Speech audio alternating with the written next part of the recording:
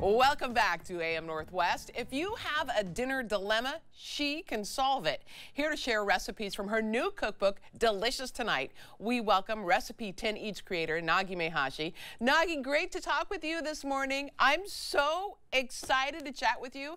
It turns out I've been doing your recipes without having any idea who you were. Oh, I love hearing that, Helen. I'm so excited to be here. Thank you so much. You bet. The cookbook is absolutely beautiful. Great recipe ideas. You dedicate your book to Dozer. Yes, Why to Dozer?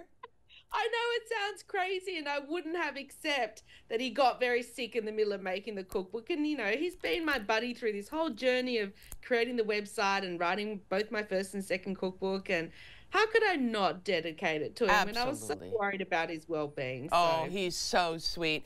He's one of your biggest taste testers, I understand. He's the chief taste tester in my business.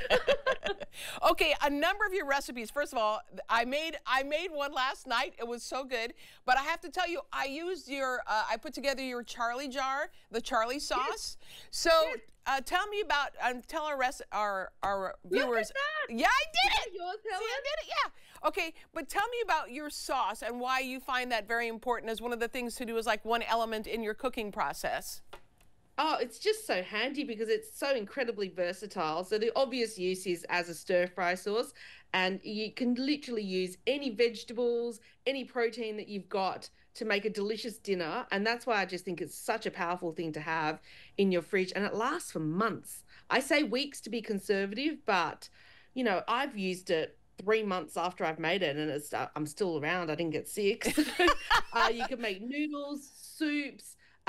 It's just incredible the variety of things that you can make with it. So let's show our viewers some of the recipes you have in the cookbook. One is with asparagus.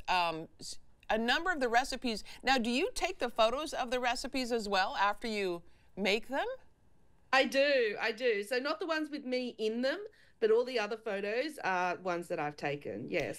And you include, there's a lot of mushroom recipes too, because we love mushrooms in our household, creamy mushroom and rice. This looks so good. Oh, it's a wild rice soup. It's so good, so good. Okay, does your family have any say on which recipes they think should be in the book, and which recipes do you choose and why? Ultimately, I choose them, but I definitely take on board the feedback from my family and my team and my friends. So, yeah. I wouldn't put any contentious recipes in my book. Let's put it that way. Do you keep in mind the ease of making something?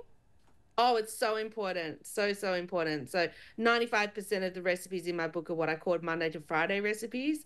And then I've got one chapter that I call Sunday Suppers, which is dedicated to recipes that you can make on a weekend when you want to entertain and you've got a little bit more time to cook in the kitchen. So, yeah, but the vast majority of them are the quick and easy, fast prep, big flavor recipes. And you include all different types of ingredients. You have a kale apple salad that looks delicious as well. Well, it's got a pecan bacon crumble on it. How can we go wrong, Helen? You had my husband at bacon. Makes everything better. Everything better. And the ricotta tomatoes, they're like burst tomatoes. Is that what you call them? Yes, which is just a fancy name for roasted cherry tomatoes. But how much fancier does it sound when you say it's burst tomatoes rather than just baked tomatoes? Yeah. Where does your love of cooking come from? I just love to eat delicious food, to be honest. That's really what drives me, and I genuinely enjoy it. I just enjoy cooking. I love the whole process, but ultimately the goal is to eat something delicious tonight, hence the book name. Yeah, Delicious Tonight. When you were growing up, was there someone who influenced your cooking?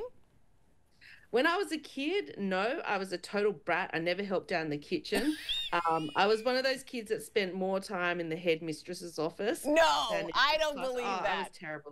I was terrible.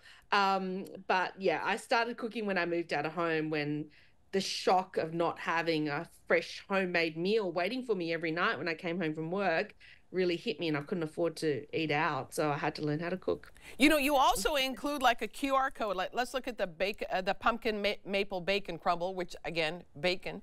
But you also have, that's so nice looking.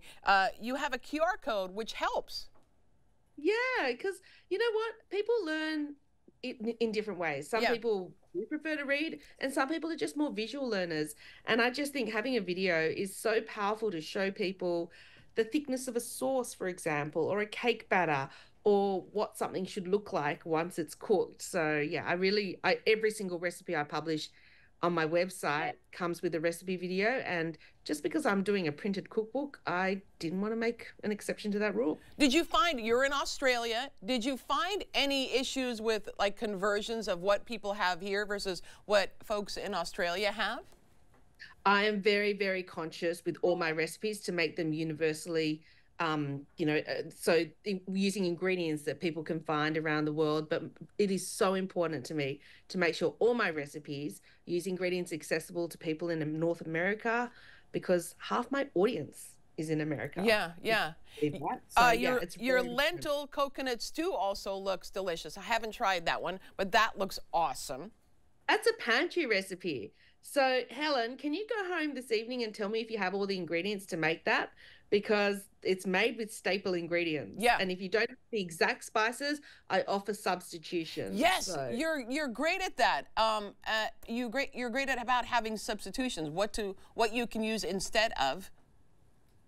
Because I often find myself in a situation where I don't have all the ingredients. I need to make my own recipes, so I have to have substitutions. Do you have any of your favorite recipes? Like, what would be a favorite recipe of yours that you included in the cookbook?